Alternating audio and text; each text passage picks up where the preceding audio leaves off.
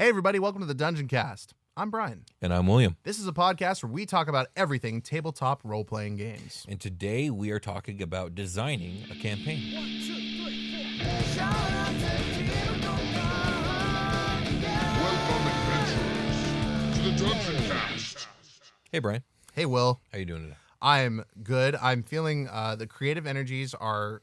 I've stored them inside of me for the weeks I was sick, and now I'm going to release them into all these Dungeoncast episodes that we're AOE recording attack. today. Yes, that's right. Nice. It's going to flood out into the audio and into your ears. So Fantastic. make a Constitution saving throw, everyone. Well, Brian, the patrons have spoken. They have. And we here at the Dungeoncast have heard their call. In a single, semi-unanimous voice, their cry echoed from the very abyss itself, and it hath been divined. Yes, and it swirls around in there a bunch. There's a lot of reflective points, and it blasts out cone style like a horn, Absolutely. in like an old Greek theater. Yep. And it resonated, and my eardrums bled, but I'm now compelled to do what the patrons say. Absolutely. Yeah. So let it be thus. Let it be thus. So we're going to teach you guys how we go about designing a campaign.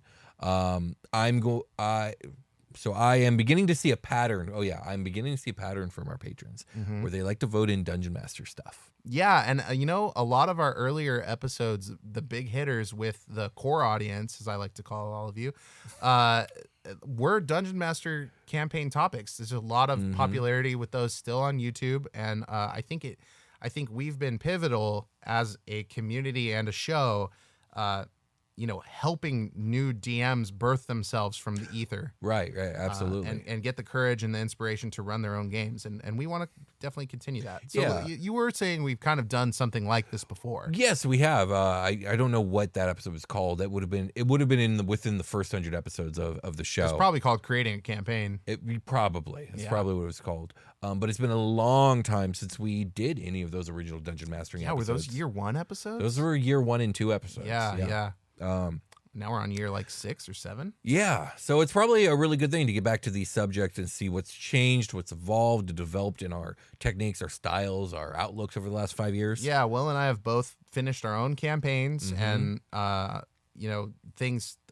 scope is opened at this point for us. So. For those of you who are curious about those old episodes, because I also had the thought, I was like, I'm sure there's people who, I don't know, have jumped in at episode 150 and never went back. Yeah, you know? I'm sure that there's especially on YouTube, the topic you like is what you go look at first. Right, exactly. But if you are curious about those old episodes, your best bet is to find the Dungeon Mastering playlist on YouTube.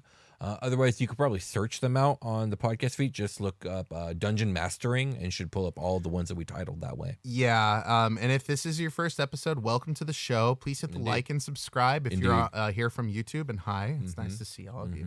Or if I don't see you, you see me. Is it nice to see me? Let me know in the comments. But yeah, should we get into it? Let's get into it. Yeah. Okay. So I have a bullet list, as I do, and I have ordered it in the chronological order that I usually tackle when I'm writing up a campaign. Okay. So I was thinking that we could just go down it one thing at a time and talk about each point as they come.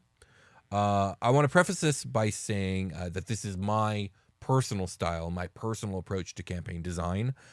It may not be yours. In fact, I would imagine for most people, it definitely won't be theirs. But I'm sure that there are going to be parts to my style that will be useful and can be integrated or learned from by your style. Yeah, I'm going to be jumping in like on Will's notes and sort of rolling off of that. I have like a looser, there's less structure in the way I world build than writing down notes in certain aspects. And then I found that once I started with this like cloud of ideas, like a brainstorming sheet, if you will, I then organize it into a structure. Right. So it starts like that for me. So first up is coming up with a premise. This could be coming up with the basic idea of a setting or campaign concept. For me personally, it's almost always a setting concept, but the important thing is to explore this concept and figure out its genre. And its scale. Its scale, the vibes, the style of it.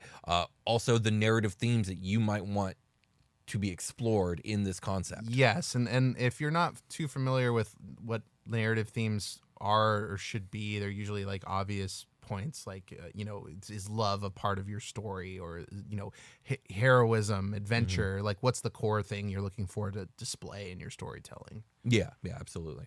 So I have a couple examples here. The number one would be Super Quest Saga, setting of Dragonstar.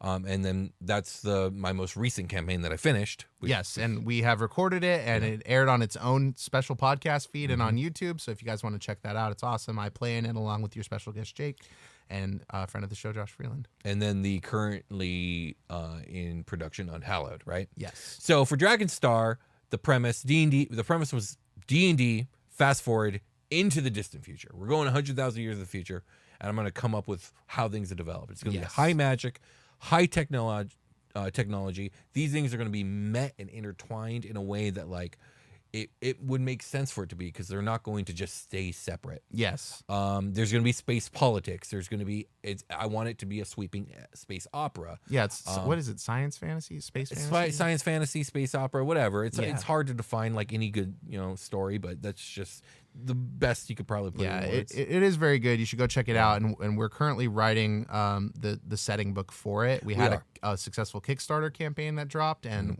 there's going to be a backer kit in place for people that missed that to get their hands on a copy. Very soon. We were aiming for the first week of April, but more on that when we know a bit more. Yeah, maybe that'll be a long rest thing for this episode. So we can kind of update people on the Kickstarter. Yeah, that sounds good. Okay.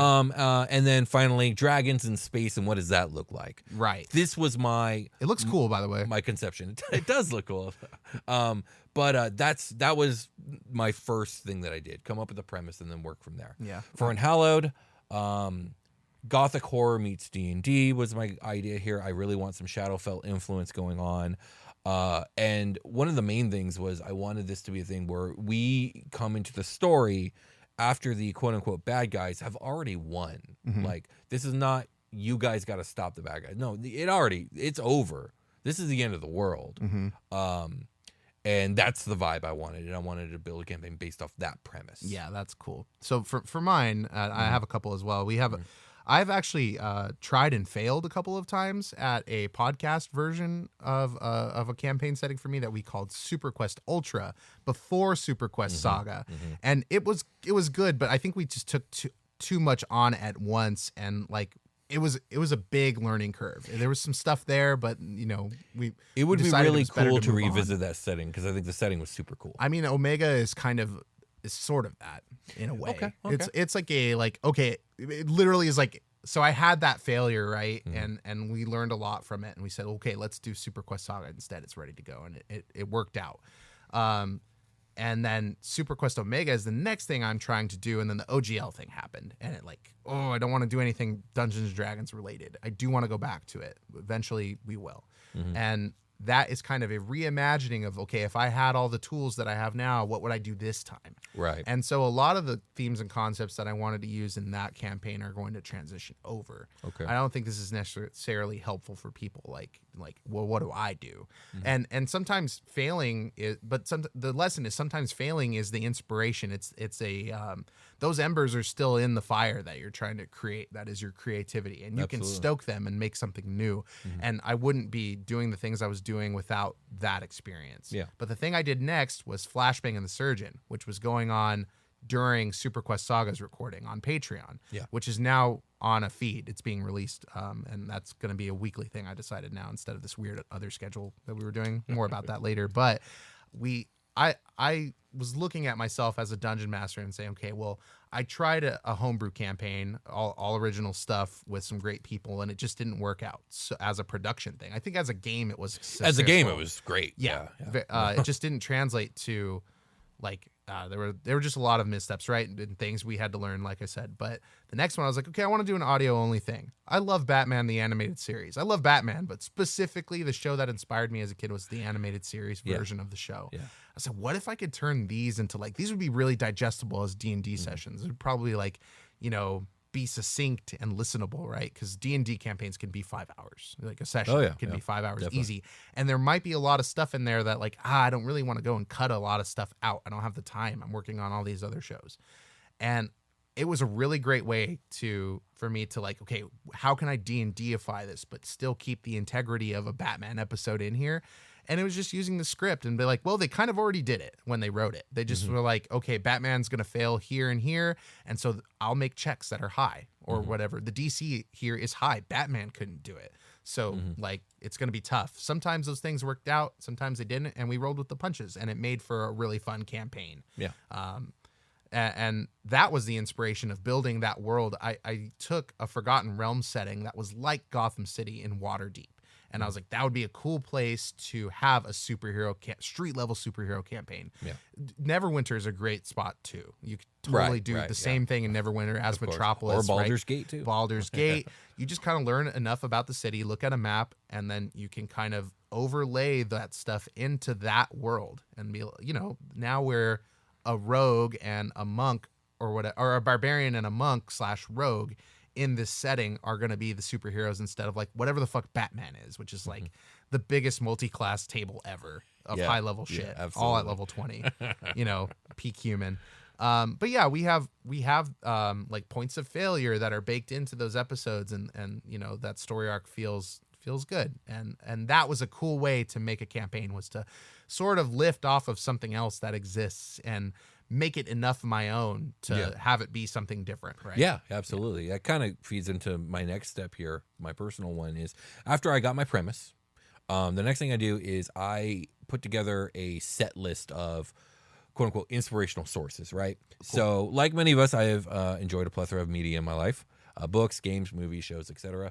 Some have had an immense amount of influence on my taste and personal growth. So what I like to do is pick through this mental library of mine and choose 5 to 10 sources that I want to evoke or be reflected in my work. Sometimes in an overt or even humorous way, but mostly in a more subtle way.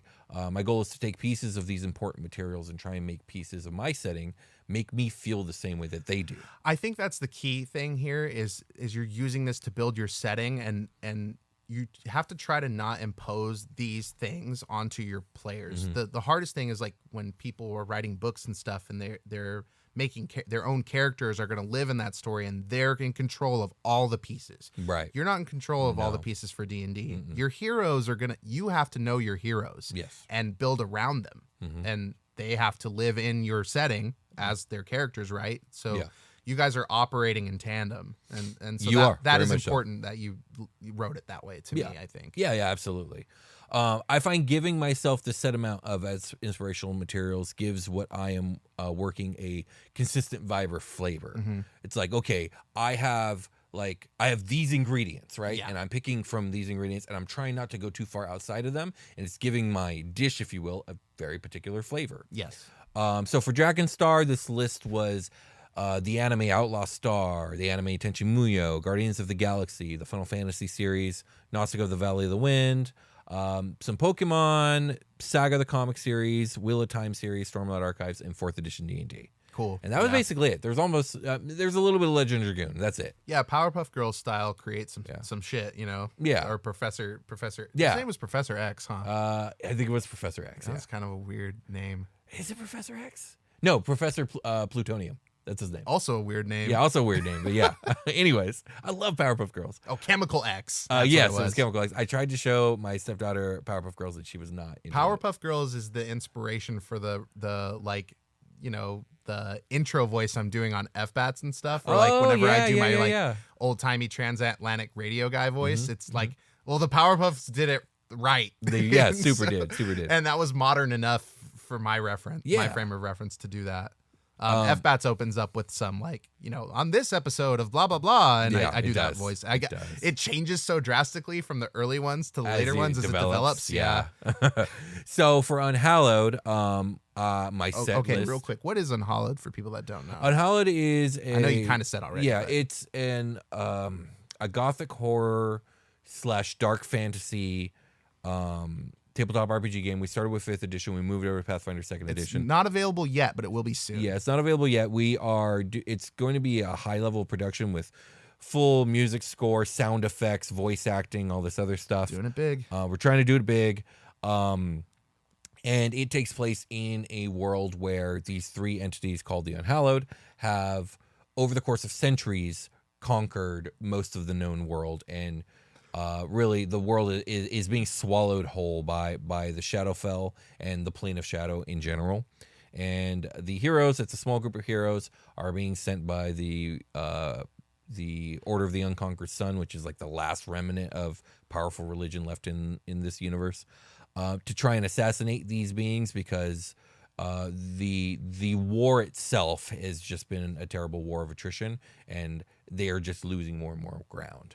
But anyways, that it's coming out in the future, but that's the basic of it. Yeah, we're in the recording phase and some post-production phase, but and it is a good idea to name your settings. It's cool. Yeah, it helps. So my set inspirational material list for this setting is Castlevania, both the series, both the series and the show. Metroidvania series. Yeah, the video game series and the show. More the video game series than the show, but the show has its place. Elden Ring, Bloodborne, the Hellsing anime, just folklore and mythology, mostly European in this case because of the nature of what I'm writing. Yeah, like some cryptid stuff. Yeah, exactly. Vampires, werewolves, stuff like that. And then some stuff from Dennis L. McKiernan's Mythgar series. Oh, cool. Yeah. What's that movie series? Vampires, werewolves, female protagonist. True Blood? No, not True Blood. What are we It's talking a about? movie. It's a series of movies. Oh, Underworld. Underworld. Yeah, Underworld. I Those are love them. Underworld. Yeah, I was gonna say. I was like, I feel like that should be here. I don't know if it is or not. If that's, It's not just because that's so modern. that's true. Maybe it's like more backgroundy. Yeah. Like, you're right. It's like they feel like Resident Evil movies, kind of like there's guns and stuff. you Yeah, know? exactly. Which Yeah. I do love those movies, but it's not that much of an influence on what I'm doing. But it might be. You have a more medieval take on Yeah, things. yeah. So as I'm doing all of this with my set material list and my concept, I'm usually also doing the big heavy lifting of cooking up the villain or villains, right? So I come up with a concept or a name, and then I build a mythos about the villain in my head. I think of events that would have likely occurred due to this entity or entities, and what plans and machinations it might be laying the groundwork for.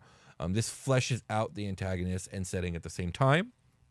It's important to have compelling villains, because a compelling villain interacting with your setting by proxy begins to make your setting that much more compelling. Yes, I mean, you want somebody interesting.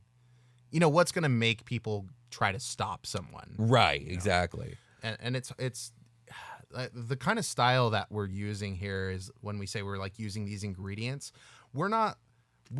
Those things are going through the will filter. They're going through Will's brain, and then they're coming out onto paper, and it becomes something new. Yeah, and that's like the kind of thing that I think is what we're trying to embody here. We're not like saying to plagiarize anything necessarily. Like, probably don't plagiarize stuff, especially if you're doing what we're doing and like making like content for people. We don't want to like steal someone's work, but the media that you ingest is going to like influence you to make. Definitely. I was like, I want to make something like this. It's still going to be original. We're not saying like, well, this, and maybe we are in some cases saying that I want this specific scene, and it's like a lift off of like Tenchi Muyo or whatever, you know, whatever thing you choose, but it still lives within like this construct that is unique to you. Yeah, absolutely.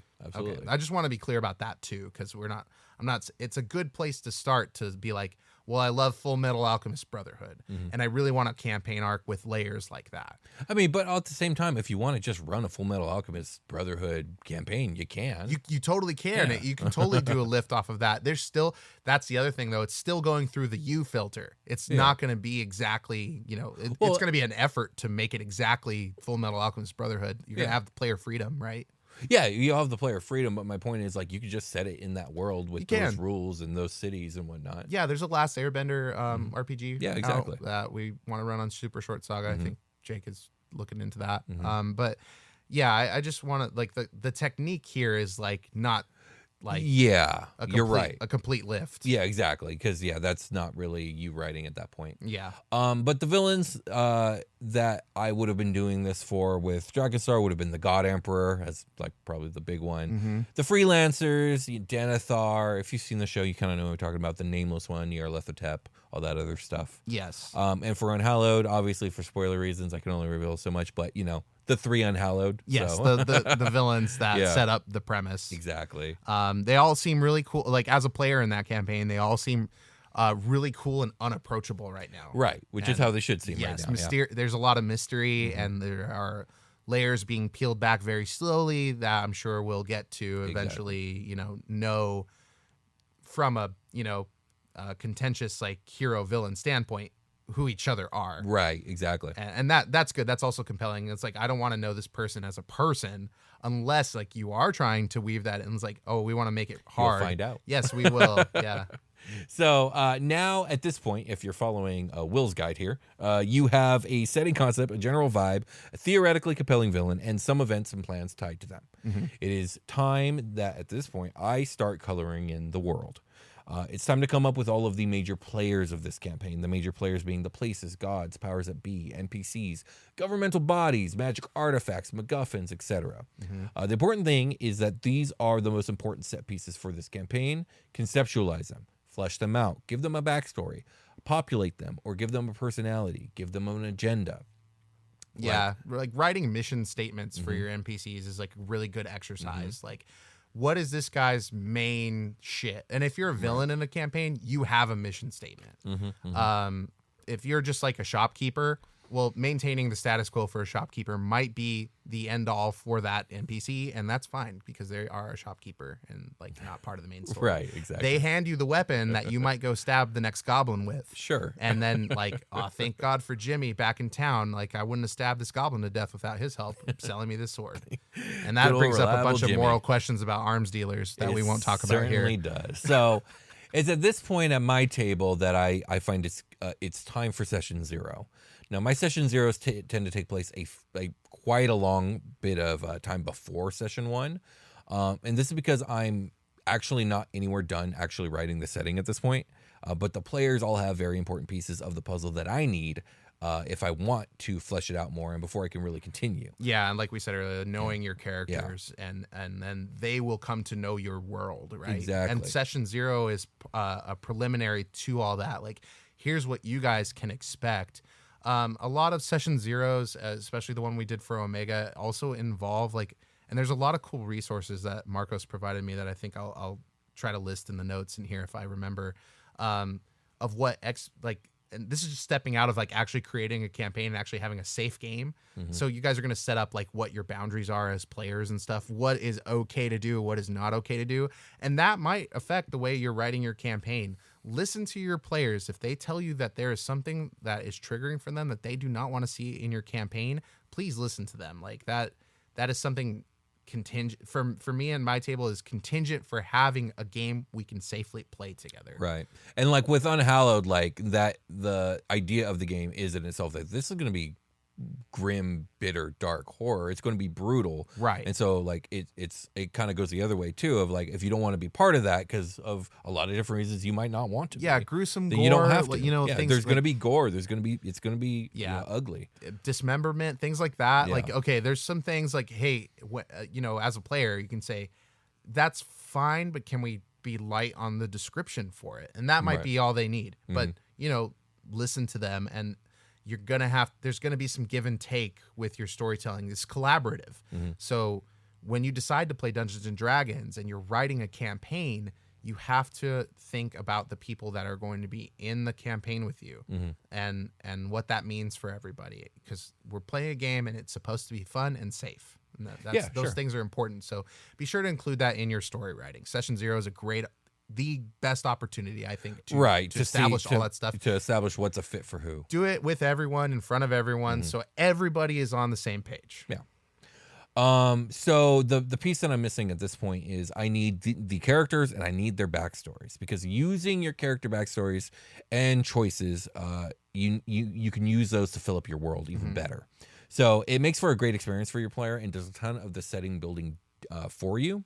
They tend to give you motivations to work with, NPCs and organizations that they are affiliated with, and lore pieces that create implications within the setting. Yeah. So, for example, Sebastian in Super Quest Saga choosing the Iron Legion as his paladin order made me need to flesh out that particular organization and how they ended up fitting into the setting, change the relationships between entire galactic nations. Right, and what that looks like, and because sometimes for me, especially hearing about new campaigns, I heard a bunch of words I don't understand. What the fuck is Super Quest Saga? What is the Iron Legion? So Will came up with 9 Aeneanisms for a paladin to essentially could choose from as their organization they work for, like you're saying here, that right? they can swear their oaths to. So instead of gods in this setting, there are these Aeneanisms, which are just these ideals. Paladins can work like that, right? So he picked one called the Iron Legion that followed one of those Aeneanisms, right? It's like particularly Dominion, yeah, Dominion. So that's what, because Freeland picked that. It made that organization and that precept like a very big part of the whole campaign. Yes, because the player chose it, it became important. The devil got involved. It was crazy. Yeah. Space devil. Space Satan. Space Satan. Yeah. Watch out for Space Satan. It's true. He's scary. Now it's time to draw connections between all the pieces that you have, right? Everything that your players have given you, all the concepts and stuff that you did before. Doing this will further fill the space between these city-states of lore that you've built. And as the map fills in, the setting starts to somewhat write itself. And what I mean by this is like, okay, so you have all the different nations, you have all the different players, the NPCs, right. And when you start talking about well, how are they connected? What does this organization think of this? What does this NPC, they're in this space, but so are these people. So how does that work, right? And when you start drawing all the connections, the map starts to just fill in. Exactly, and the timelines and like, okay, so because of my core elements, which are the things that I wanted to be those things, and the things my players chose, and connecting those dots mean because of this, that means this, and because of this, that means this, right. And doing as much of that as you can stomach, essentially. Right, exactly, yeah. And that's exactly what I mean by write itself, because you're right, because A and B equals C, well, then this must mean this, Yes, and if it leads down a path you don't like, then change the source material. Yeah, exactly. You can tweak as you need. And you can even take that to your player. Your players choosing something isn't the end all. You're collaborating. So the DM says, hey, can we have this thing you picked, can we tweak it to be this instead of this? Because it would be much cooler for something I have planned later. Absolutely. And that's all you need to say. And then it can be a yes or no. And then if it's a no, be like, okay, well, what can we do? Compromise and work together. That's the collaborative part, right? So, and by doing as much of that as you can stomach, what I mean is like do as much of it as makes sense to you. Yeah, exactly, to you. Because for everybody, that level of fleshed outness, it varies. It could be super scant or just so incredibly detailed. It's like could be shocking to others. Yeah, I'm improving a lot at the table, but I have my core stuff. Like basically, I have something that can't be shook out. Right. By players doing decision making in game. Right. Like, and whatever. Like, but lots. So that's like the roots and the core of the tree, the main branches. That stuff can't move, but the other all these leaves and shit or whatever, like that can get ripped away, and like the tree can look completely different at the end of the campaign. Essentially, absolutely. If we're gonna use an analogy like that, I like it. I like the tree analogy. So my players have a lot of room to fuck with stuff and fuck around and make decisions and change things, and maybe like change, maybe because of something they do, I'm drawing this new little path on a branch, and like it ends somewhere like, oh, well, damn, I guess that means this. So we're going to have to address that at some point. And there's a lot of fun in that. But that's one of my tips here is build your campaign so it doesn't get like obliterated by player decision making. Right. A campaign should be like I'm going to keep going with the tree analogy. It should be like a willow tree. It should be able to bend and move and sway in that wind. Yes. Don't be an oak tree that just gets snapped in half and falls over. Yeah, it'll still be a willow tree at the end of it too. Yes, exactly. It might be all fucked up or whatever, but like it's still like we have this core idea here that is going to maintain. Sure. I see this dotted line here. Does that mean it's time to take a little means breaky it is break? time for a short rest. Short rest time. Let's do it.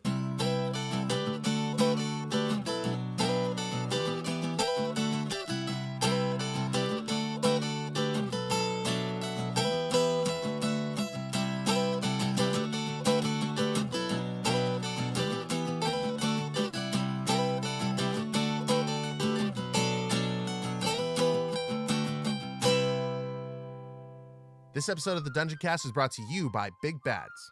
Big Bads are on the loose. Tangle with the mischievous sea dragon, foil the schemes of a gelatinous kingpin, and face down world-ending threats. Join the Big Bad Bureau to show all these boss monsters who's really the boss.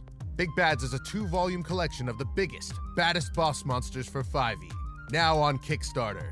More than just stat blocks, every big bad comes equipped with full backstories, tactics, minions, and much more. Build a campaign or run a one-shot around these thrilling villains with over 25 boss monsters and a compendium full of 100 monsters and magic items. Big Bads is live on Kickstarter at bigbads.com. Check it out. We've returned. We are fucking back. I never left. We never do. We sit here in front of the mic. You're the one that leaves. Yeah, it's true. So You being the audience. Are we ready to keep going down this bullet list of mine? What do you think? Yeah, I think so. But before that, Yeah. like we said, this is a patron Oh, voted you're right. topic, and you can get in on that. I mean, we listen to suggestions. Traditionally, we were like, okay, we're gonna do our own thing. We have a lot of topics to cover. We're just going to stick to the schedule for a few years, and we did that for a few years. And now we want to like branch out and like, okay, what are we missing that we didn't cover already? 'Cause, that was kind of overwhelming at the beginning to get all these suggestions. Like, we will get there. We will make an episode on that one day. It's true. It's just going to take some time to cover all these topics. So now we're in more of a place. Okay, well, what do you guys want to hear? And that's totally cool. You can leave a YouTube comment. You can go to Discord. But if you give us money, Yeah, that's one way to put it. on I guess. patreon.com/Dungeoncast, you will have a direct line It's true. that echoes through the abyss into the sound chamber and out of the horn that makes my ears bleed. But Exactly. I listen to it. And you'll get that opportunity every single month. Yep, and we'll write the episode up and we'll jump in here and fucking make it happen. So Indeed. thank you to everybody that participates on patreon.com/Dungeoncast, where you can go be a part. This is at any tier level. Yeah. You get to go vote on any amount of money that you give us. You'll be able to jump in there and see the polls and vote and leave comments and have a say. And I think it's fucking cool. It's been going great. Yeah, I've been really enjoying it. We So love the it's been stuff cool. you guys come up with. Yeah. Like, they're really fun episodes. So Indeed. thank you guys very much. If anybody is interested in doing that, you know where to go. There's links below and all that stuff. So yeah, thanks a lot. I think we should jump back into Let's do our it. All campaign right. designing techniques. So it's at this point that you have as much lore, setting backdrop, and information as you are reasonably going to need. That's a key word. Yeah. Even if it Reasonably. feels like the world and campaign concept is still only half baked to you, you have to remember that as a DM or GM, you are the only one who can see the scant tape and flimsy wire barely holding everything together. Right. You're the only one that can part your kimono. Exactly. It's the curse of being a game master, in my point of view. Everyone else might see a fully realized setting with deep lore and well thought out environments and inhabitants, but you know the truth. You know just how empty and filled with the unknown it all is. It's true. There is like Yeah. that. That's the way it is. Like, people that deal with imposter syndrome and stuff like that, those holes are what fuels that. I feel like, like I agree. if they only knew the Swiss cheese that this board is. Right. But like, I love Powered by the Apocalypse concept of leave blanks. It encourages you to do this. Leave blank spaces on the map, because you can discuss those things at the table and Right. fill in those blanks. And then it's even more collaborative. I think for us, there's a little more touch and go there with like needing to be ready because of the nature of making a radio show. It is, yeah, it's a little different. I think I have a paragraph in there about that. Yeah, but we're that's different for us. Like, Yeah, that's different for us for that reason. I have my home game where like I don't give a fuck because of that pressure is sure. gone off of making like a production. I'm here at my table with just people from like coworkers or whoever is here. They're all my friends, Yeah. and if there's something that comes up and it's like, oh shit, I didn't really have that prepared. Hey guys, I didn't have the spot filled out. What do you guys think it should be? And let's hear. Oh, that's let's cool. Get a round That's like a table. direct way to kind of do it. Yeah, like how should we address this? And then I'm good at improv. I can take that piece right as we come up with it and be like, okay, because of that, let me just draw out this, Yeah, now sure, because of that, sure. this. Yeah, And that's how I absolutely. move forward with it. And I think in a tabletop space, that should be a comfortable thing for everybody to do. Yeah, absolutely. I mean, I could see like a table not wanting to do that because that's not really their style. Yeah, but like I think immersion it's might really be cool. part of it. Right? Yeah, Like, immersion might be exactly. But it's a player choice. Like It it's is. your choice as a dungeon master to include or not include that type. yeah, of thing. like for me, I'd be like, oh, that's cool. Like that's no problem for me. But I could definitely see like some people wanting a little more immersion. So yeah, that empty space, that unknownness that as a dungeon master is there. You need to remember, like, that is not a flaw in your setting. Exactly. It's not a flaw in your storytelling ability. It's not a flaw in your imagination. This is a feature, and it is a good one. You are not writing a book, and you are not writing a movie script. The main characters of this story are not under your control. They can and will do very unexpected things, and they will do it all the time. So having this empty, unfilled space is very useful because it keeps your setting flexible enough to bend and twist to accommodate the never-ending, unexpected occurrences you should definitely come to expect in your campaign. Right. That thing we were talking about, like, hey, bring it up to your, what do you guys think it should be? That can be something you do real quick on the side. It can, yeah. All right, guys, now it's time for me to go get a Coca-Cola from the refrigerator. Everybody hang tight. And then, or you go to the bathroom or whatever. And you just and like, be oh, like, shit, what do I do? all right, here's what I'm going to, because of that, this and that. And then, you know, it's okay. It'll be like, I need a break. Or be open about that. I need a break so I can like figure that out real quick. Hang on a second. You guys talk amongst yourselves. Role play. And then, Right. you know, go do what you need to do. So true. Very true. So also, I see the unknownness of it all to be creatively refreshing. You may have an idea of how things will basically go, theoretically, in your campaign, but you do not know the details, the nuances, and the twists of what is to come. And that will keep things exciting and compelling for you as a DM. Yeah. And You're supposed to be having fun, too. yeah. And there's this, I don't know how people feel about it these days, but basically putting a campaign on rails, like, you know, that means that they can't, you know, rip the branches off the tree or whatever the analogy we were doing earlier. Like, no matter what decisions they make, the events as you have laid them out will still happen. Right. Absolutely. Which can be good, can be bad. Like, it's more on the movie script sort of idea of things, and you could lean that way. Just like no matter what, some of what you're doing, unless you're doing a 100% improv game, is going to be set in stone, right? Yeah, like, because like the players in the end are just singular people in a much greater world than themselves, right? And so like I feel like there's a social contract between the players and the dungeon master of like, you know, yeah, of course you have autonomy and of course you could do whatever your character would do, but also like remember that the DM has to prepare these things and try not to literally break everything. Like don't go out of your way to do it, you know what I mean? Like we walked up on a carnival one time with like these 10 different games that we had options to go explore, like a roller coaster that went through a mine, a really creepy what do you call them? A merry-go-round. Carousel. Yeah. Merry-go-round. Yeah. Both, You know, things like that. And we could have just been like, oh, fuck it. We don't go there at all. And it's just like, well, great, guys. I just spent hours preparing this awesome place. Like, and it was like, well, you're in cool. the middle of a desert, and that's like sort of the trick of this place. And Right. it's like, right. yeah, we walk into that shit, and it's like, well, fuck you guys too, you know? Like, all right. Yeah, you know, exactly, it's like, exactly. you know, yeah, I like the player, the unwritten, well, I mean, like, we showed up. We shouldn't, like, fuck with you on purpose and, like, ruin the night. Exactly right. So now it's time to come up with the major plot points of your campaign's story. Start with the most unchangeable things and events, and also the things and events that are at very least very likely to happen, and put them in chronological order. This is like the outline, the scaffolding of your storyline. Remember that this is a living document and will need further adjusting as the campaign keeps going. Yeah, okay, so I think now is a good time for me to talk about Super Quest Omega and my style for writing that campaign. Okay. Is I'm putting a lot of work right now, and I worked backwards. I had an ending scene that I thought of. It was very inspiring for like, oh, how do I get to that? And that's how I worked. I worked backwards. I said, okay, well, they could go through this sort of like thing, and it can feel really open world and stuff too. And then, you know, it came to start doing the project, and I was like, well, I didn't put enough effort into the very beginning. It's very important. And so then I started like working on that last, and it got a little stressful. I was like, okay, well, I need to figure out this is the biggest place so far. And like I worked backwards to it and didn't have a lot of time to work on it before we were going to start playing. So I was like doing a lot of sketch work on the side, a lot of this basic outline work. Like I used a lot of techniques for like essay writing too, like the brainstorming and then organizing the brainstorming trees into like a solid outline.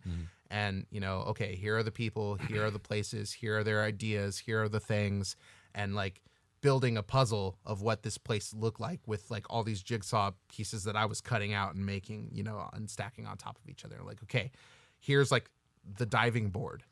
Like it had to be structurally sound. Right. And, like absolutely. Once they dive off of it, now I have all this other stuff. And like, the idea is I don't know what's going to happen between the diving board and that scene at the end, point A and point B. Yeah. But there are lots of ways to get from A to B. It's not always a direct path, right? Exactly, So all my room for improv is in that space between and moving left between or the right. diving board and the other side of that pool. Yeah, so here's a bunch of locations in between, and like let's try to figure it out. And that is the structure I use to move forward with it. Yeah. It's not too different from what's going on here, Yeah. but it was mentally for me a unique and different approach to any other way that I've done it, because it all like, oh, well, I want this thing. So like I was just trying to logically think my way through what the next process would be. And that means I'm drawing on like, well, how would I, structure this, reverse engineering it sort of before it was even made. Right. It was kind of like, It is different. It resulted in a process similar to the one that we're talking about here in Whole, but it felt very different. Right. It felt like I was like sifting through the sand and finding the pieces. Right, like, which is that's cool. Discovery writing is very cool. So next up, I recommend dividing your story into multiple arcs, whether you do this in like an official capacity like Supergirl Saga, or just more like you're the one keeping track of where arcs begin and end. And only doing the detailed plotting out at most one arc in advance, because like your players are just going to do so much that you won't be able to account for that. Like trying to plot out further than that is just an exercise of futility in my point of view. Right. And speaking of arcs, the first arc of the campaign, I feel, is a great time to try and put together a microcosm of the setting itself. So like a succinct but thorough intro to the setting. Try and work in the most fundamental elements of the campaign into this arc in some sort of capacity if you can. Obviously, don't overdo it or overstuff it, but do your best. A lot of RPG video games do a great job of this too. Yeah, absolutely. So, example for Supergirl Saga is the first arc introduced space flight and aether reactors, the main antagonist factions of the Imperial Elves and the Illithian Empire, the concept of bracer jacks, the precepts of Aeneanism, the galactic spirit, the historical importance of the prime event, Primitive's inner power, influence of the great old ones, and a particular blend of high technology and high magic. And that's all in the first arc. So it's like, this is a mini microcosm of what this is all going to be about. And we all got it kind of in here. Right. Our medieval fantasy characters get rocketed into this, and they're getting this basically a tutorial of the setting and like a, why don't the fuck you guys fucking know this sort of like flavor on it. And it's, and then you find out even from the player aspect, it's like, well, I need to learn all this language, right? Like, because what is ether, or what is a bracer jack? And like, oh, it's gas. Oh, it's a cell phone. Like, okay. Right. Like, That's true. It's obviously not. That's very reductive. Sure, but the point stands. That's how I like. Okay, if I relate it to like, this is a type of fuel. Like, and that's in a lot of ways what it is, although it's a lot more. Exactly. And my bracer jack is like this is how I communicate with people. This is how I like access the greater web. And super mega smartphone. Yeah, I can kind of use it physically to get into like, R2D2 style, like jack into stuff and things like that. Exactly. So lastly, I just have a few general tips for as your campaign continues and develops.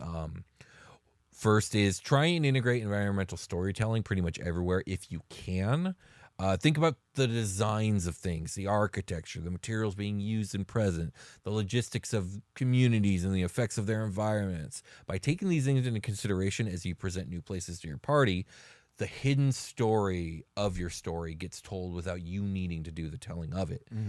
It will make your world feel that much more real to players, even if they don't consciously notice or ask about any of these things. Right. Like, it's a very subtle art. Exactly. Legend of Zelda does, especially Ocarina of Time, does an amazing job. Yes, that's a really good example.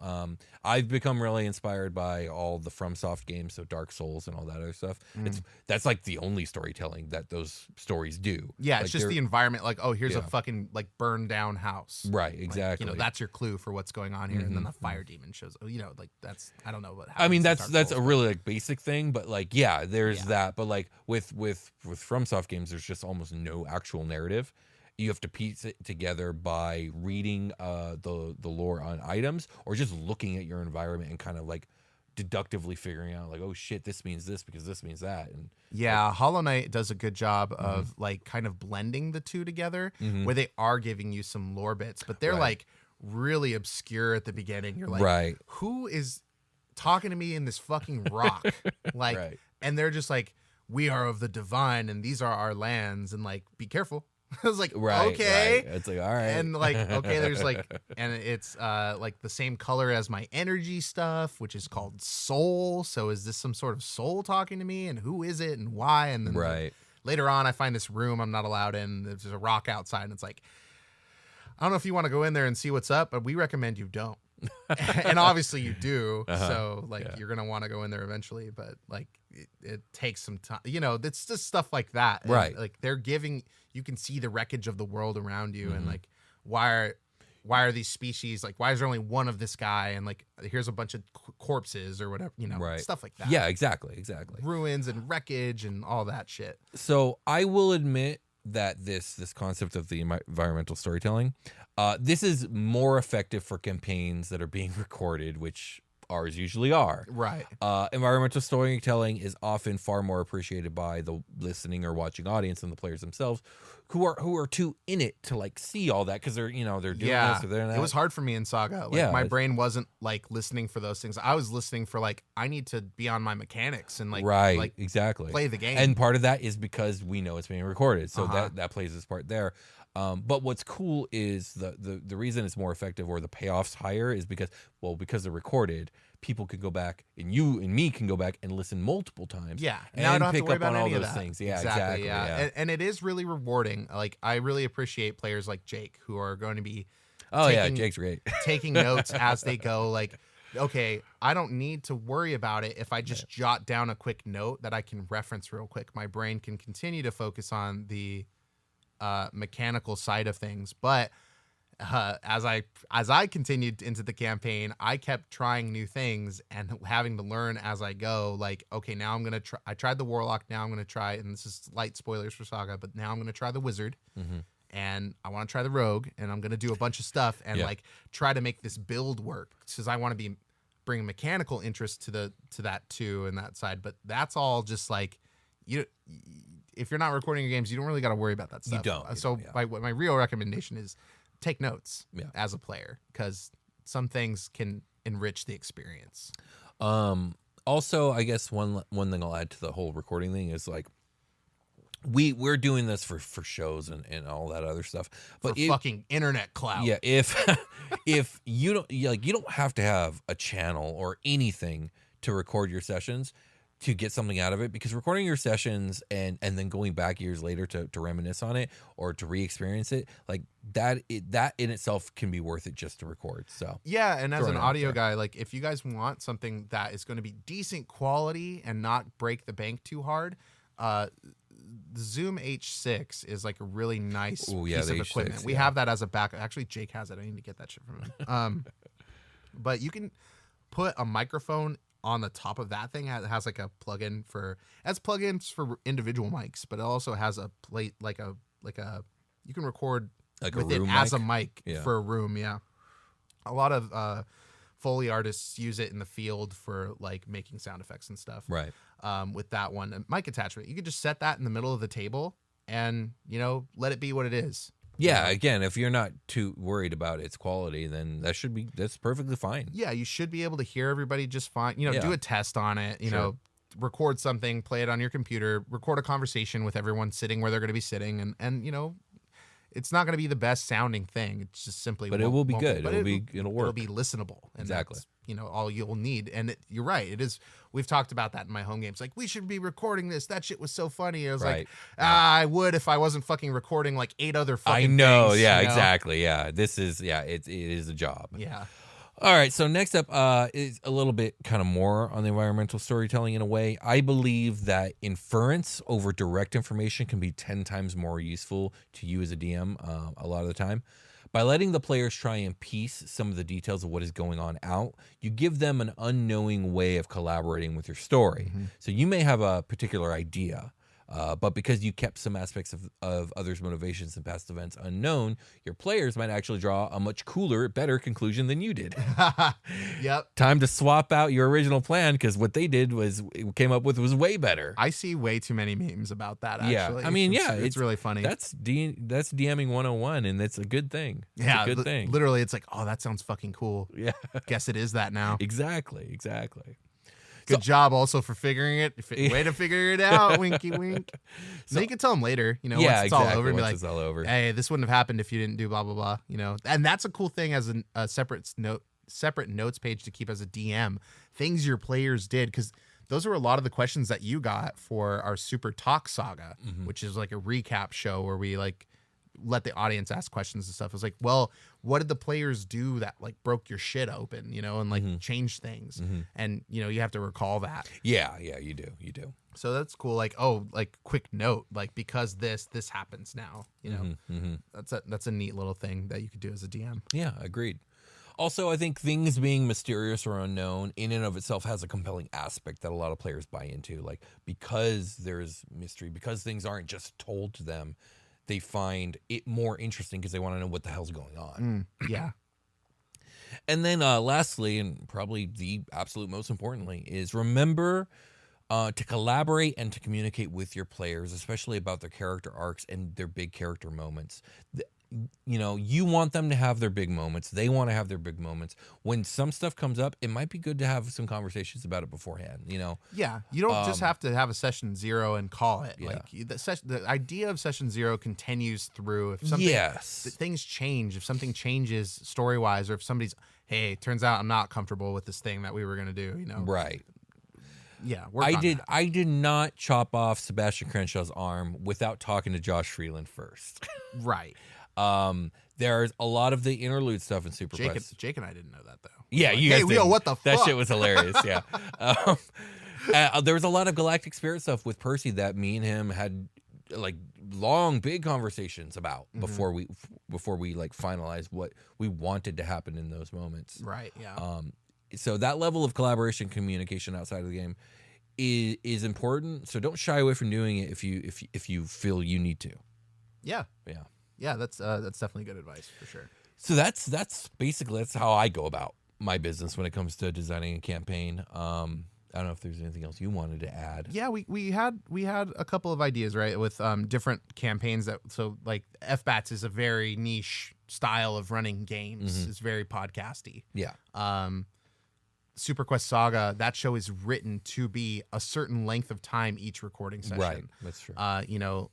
You've got your plot points and we're operating within them. And once we start a mission, like we're going to do the mission and like whatever's going to happen is going to happen on the way. And that is railroady, and I think it's totally a legitimate and fun way to play the game. I also think like with Super Quest Saga in particular, like there's just such a level of urgency all the time. Right. That's like you guys didn't have time to be distracted because it's like you got 3 galactic nations hunting you down and the end of the universe on the other side of things. It's just like, you're funneled into it. Yeah, you get funneled in. That is totally fine. And I don't understand a lot of like player sects that get upset with that sort of style of play. Well, I'll tell you what. We knew what to expect going in, though. Without interludes, that type of play is exhausting and in a way not cool. Well, it wasn't. But Exactly. with the interludes in between, like the quote unquote, what you would call missions, right? Like it gives you 100% freedom to do whatever you want during that time. And that's exactly what you need, right? Yeah. So before we accept a mission, it's wide open. But as soon as we accept a mission and go do it,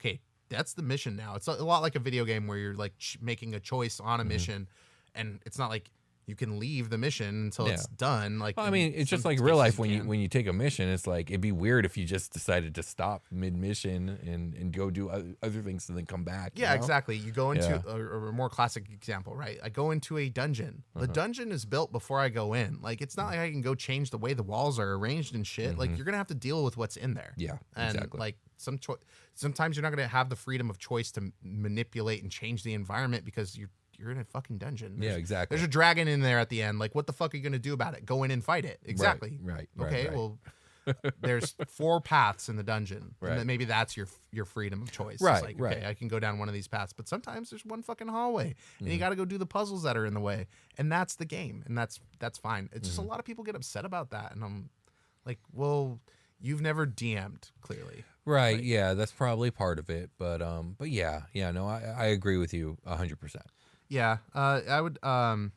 So there's the style that I'm playing in my home game right now is like, I just sort of like throw a situation down. Mm-hmm. I love the improv aspect of D&D. So Yeah, I wrote some stuff and I have some cool NPCs. I'm like, oh, it would be cool if these guys show up and blah, blah, blah. So all that's going to happen. And I lay it out on the table and I say, let's fucking see where this goes. Let's see what happens. Yeah. And so the end of games is my opportunity to ingest what happened and write what's going to happen next, so the next session seems like it's got some groundwork. Exactly. You need that way it's all connected. Yeah. So the session's time ends when I'm like, okay, I need to figure out what happens next. And I let it go. I said, okay, I let it go to its like the conclusion we came up with at the table. It's been 4 hours. I'm running out of beer. Let's call it. Right. Like that was good. Let's call it. It felt like a natural place to end it. And then I have time. I have 2 weeks or whatever it is to fucking figure out what I'm going to do next. And then I do the same exact thing. Okay, now because of all this, it would be cool if this happened. So I lay all that out on the table at the beginning of the session. The first hour or so, I put all my pieces down, or I try to. And then sometimes I'll be like, okay, if they get to here, I'll throw this shit in. Okay, yeah. And then so you everything in stagger some of it. between is like, well, what the fuck is going to happen next? So I was like, yeah, it would be cool. Like, where does this path I put them on lead? Probably a forest. Okay, then the road's gonna turn and these carts are gonna go off the ox that are pulling these carts are like worked up and they can't make this turn because of the intensity of the chase. Oh, okay. And it's like, well, one of them's going into the fucking woods. Oh shit, where do the woods go? More woods. Guess we'll find out, okay, Feywild. There's an ox in the Gotcha. in the Feywild eventually if Gotcha. it doesn't stop, and then So it's almost procedurally generated. Yeah, as you're going. exactly. Yeah, But that's cool. That's awesome. It's railroaded, but I'm laying down the tracks as As we're it's playing like a going, yeah. fucking Looney Tune. And somebody went and got that ox before it went too far. Fine. Guess we'll get to the Feywild whenever it's still over there. Yeah. Yeah. Also, there's this path. I got to figure out where that goes. That's where I'm literally at right now. Like, I got to figure out what's in that direction because some thing of interest happened that way and what happened that way. And I know that eventually there's a town up here. Whatever happens in between is. It's all we're having fun so far. I'm not. Yeah, sounds like a good time. Yeah, and I don't have to do a lot of work for it, which is great. I can focus on other things and just show up and play that game and be like, oh, okay, well, I know what stories are and how to get How to through tell one. them, yeah. Yeah, so we just do that. That's literally my improv game. This a game I play with my coworkers where they can fucking be like weird dudes and like do whatever the hell they want. Gotcha, okay. And That's cool. Some of the best sessions we've had are just like I make up a bar. I make up a tavern and they just hang out in there for like literally 3 hours. Oh my goodness. We just role play in the tavern. That's hilarious. There's been goats that do drugs. There's been a lot of drinking contests. The piano man gets a silver to play this fucking song. So I'll literally have a playlist that we're going on. Like, not a playlist. Like, I could make a playlist with the song suggestions. Like, Piano Man ends. And then one of my players is like, hey, can we play Freebird next? It's like the piano version of Freebird starts to play after you pay this guy silver. And I grab my phone and play Freebird. That's okay, great. Freebird's over. Does anybody have a song choice? And like that's literally what we do all night long. my And those have been goodness. some of the most fun sessions. Like somebody pissed themselves. Like Oh my it's gosh. literally like a crazy Will Ferrell movie style. Like, I'm definitely out getting at the that bar. vibe for sure. Yeah. But And, that sounds like fun. And, this guy homebrewed a Fearbolg to be a moose person. His name is Mustafa Robin. I don't know why, but like that's his vibe right now, and like that's the kind of shit he's getting up to is Right. like moose Mustafa. based. That's hilarious. Yeah, that's just fun stuff like that. Like that cool. game, we don't care. Like it's all loose. It's all fun like, and games. It's just But it also has this very serious fantasy vibe because I'm putting them in dire straits all the time. Okay, well, yeah, there's the danger aspect of it. We get to the bar, but then mission starts. And it's like, Yeah. okay, well, like you're at this bar getting a free ride tonight with a free room because the military wants to test you tomorrow and like join up.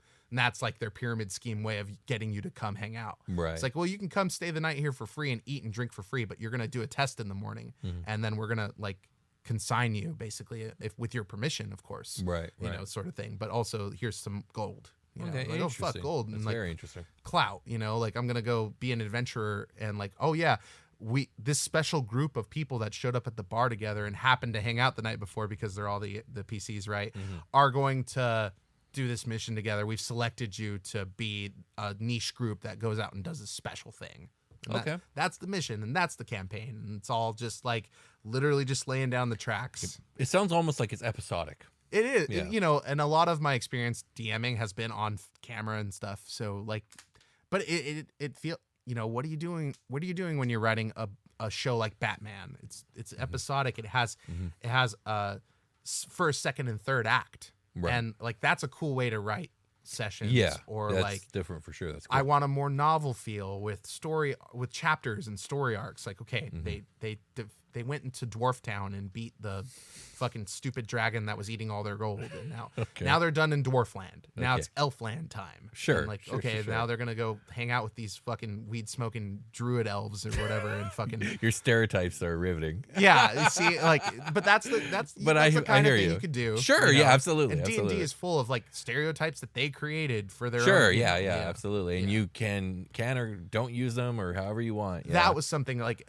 for pieces to play with in your campaign. Yeah. That's what's cool about this show and doing D&D lore is like, look at this new piece you can play that you with. could use if you want. Yeah, like, exactly. Like That's a the idea. Demogorgon in your campaign as your final bad guy. Like, what a dream, you know? Like, okay, cool. Like, or you know, Bahamut is gonna show up at the end and fucking save the day. Right, And right. you wouldn't have been able to do it if you didn't break the fucking seal on the evil magic, blah blah blah. That you know, destroyed the Vorpal sword that was like locked in the wall, like that sort of thing. Exactly, Like, yeah. like if you are looking for inspiration for, you know, you can't come up with you have to come up with the story, but the pieces that we can That provide you can with utilize here the tools, if you will. can give you the inspiration to get from A to B. Yeah. I think agree. that has also been an Omega thing. It's like using the pieces from D&D, which is why it was hard to like. It was made for D&D. Right, Like it right, used right, a bunch of D&D stuff, and it was born from D&D, and we like that game, right? And it's Yeah. like, okay, well, converting it to another system is just something I'm not interested in anymore. That totally Yeah, understandable. It's like Yeah. hard to come to that realization knowing in the face of like what's going on. But those are the things that are like our problems as content creators, right? And Yeah. I'm really concerned. Like Agreed. these aren't the types of things that the general people that play D&D are going to have to deal with. Right. No, they're not. So have fun with your D&D campaign, your Pathfinder campaign, whatever it is. A lot of these things apply to all that stuff. Yeah, I what I wrote was system agnostic. You know what I mean? Yeah, It's just, absolutely. Yeah. So hopefully you guys find something useful in all the things that we had to say. Let us know in the comments, and also let us know about things that you do or techniques that you have that maybe we didn't touch on today. And let us know in the comments, you know, what we could learn. Those things can also help the next person going into the comment section to read. So Exactly. Yeah, that's it. adding your piece to this puzzle of like a utility piece of here's what I do. It's super useful, and it's a very community driven thing. So thanks a lot for leaving that comment if you choose to do so. Indeed. And with that being said, it's time for a long rest. Long rest.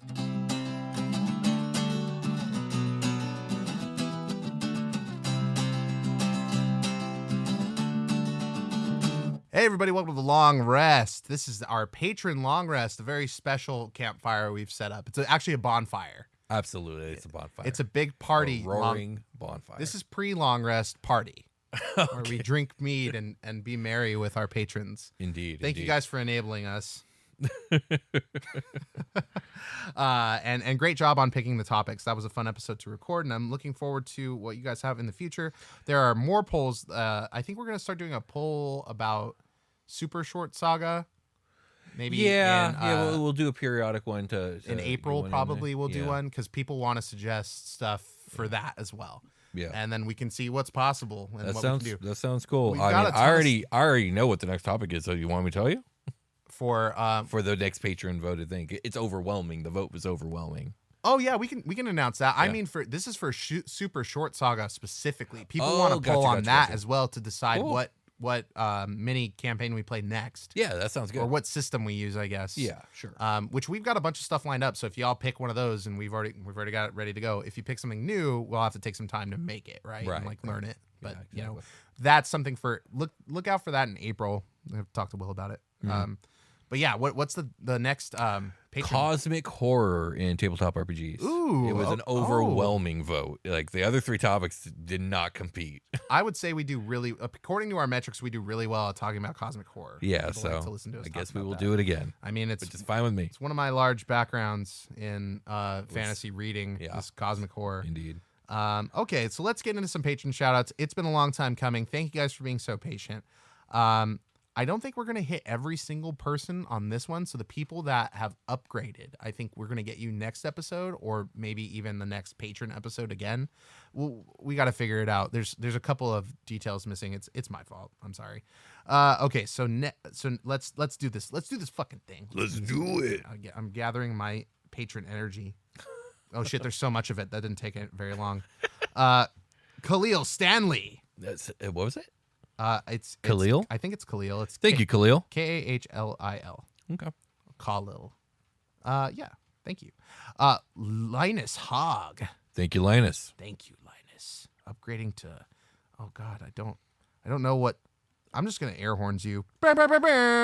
Seems like an air horns thing. We've included like the denomination type here, but like I don't know what the conversion is. Right. Like without It's impossible to know. Google. Well, Google's the only one that will know in this room. The almighty Google. The almighty Goog.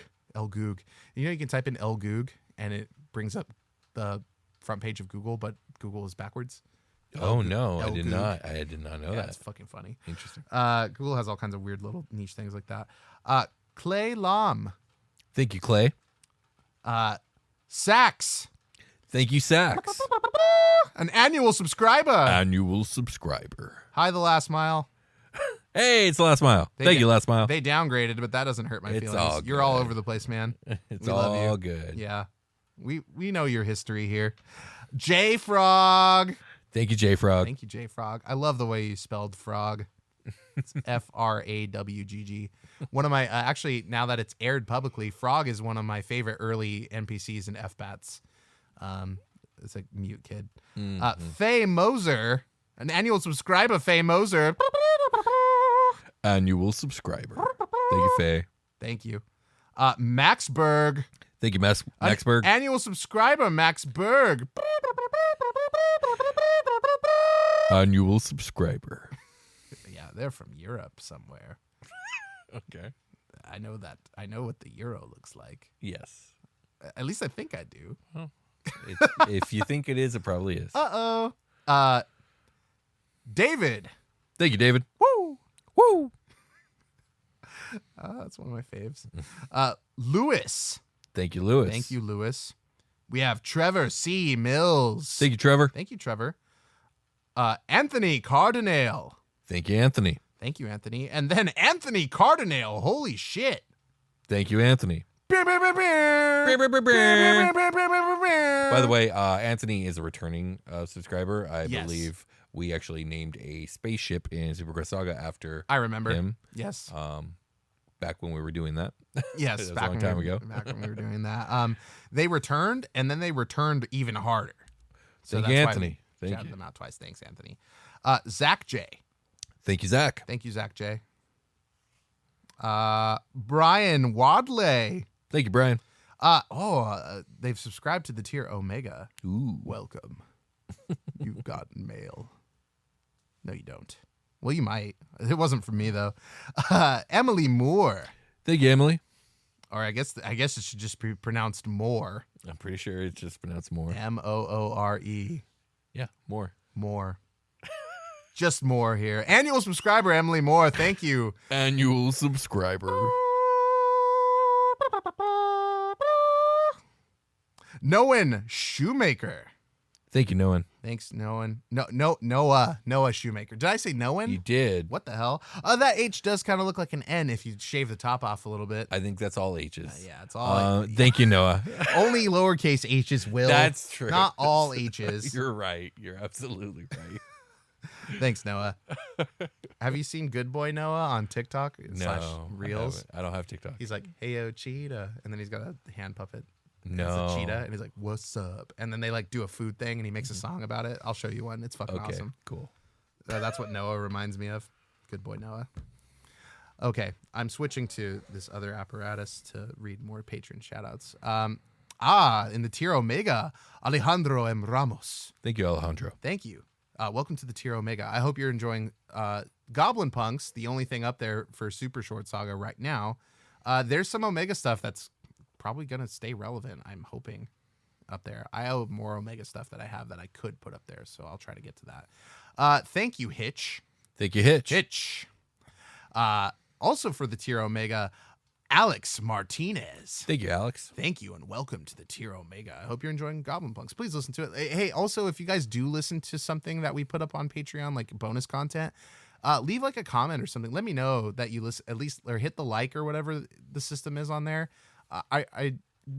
We are so dry for feedback on that stuff. I just want to know if you guys like it. Indeed. Indeed. Cool. Tell me I'm pretty.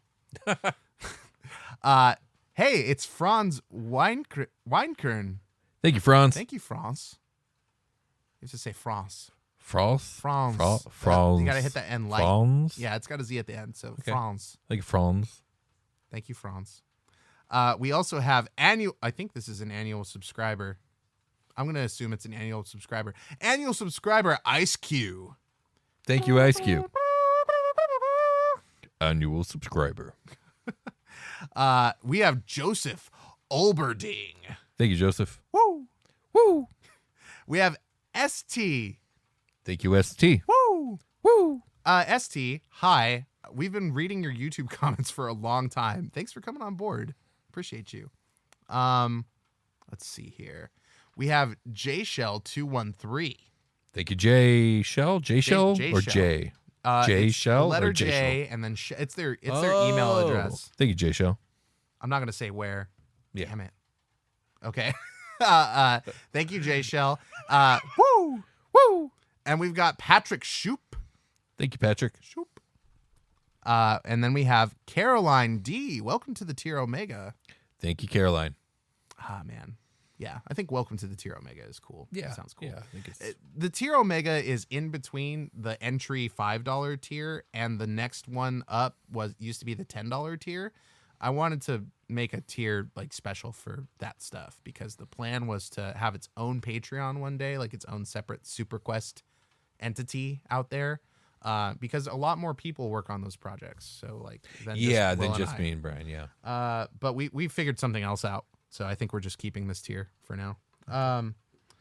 And that's everybody that I got. All right. So Thank you, everyone. I think some upgrading people aren't mentioned here, if there were any from like late February. Guarantee you there were some. Yeah. So sorry. We'll make sure we get you on the next you one. were I just don't have time to look it lost up right but not now. forgotten. No, we are gonna find you again, and you will be shouted out on the next Patreon episode. Yeah, and if we missed your shout out somehow, and Also, you let us know, and we will get you. yeah, we'll get you.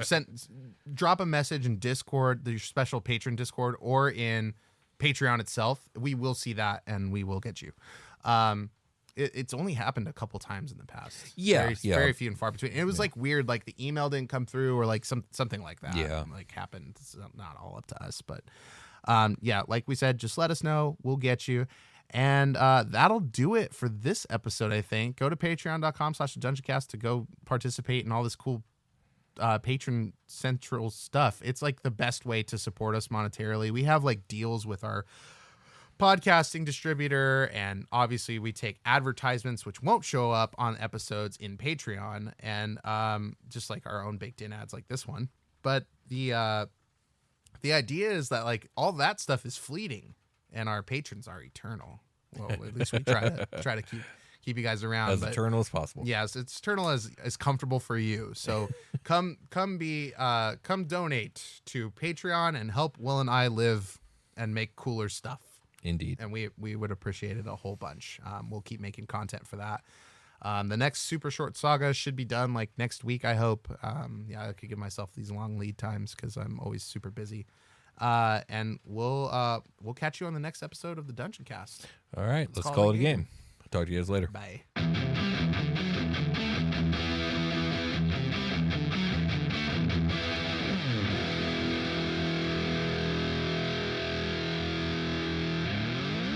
The Dungeoncast.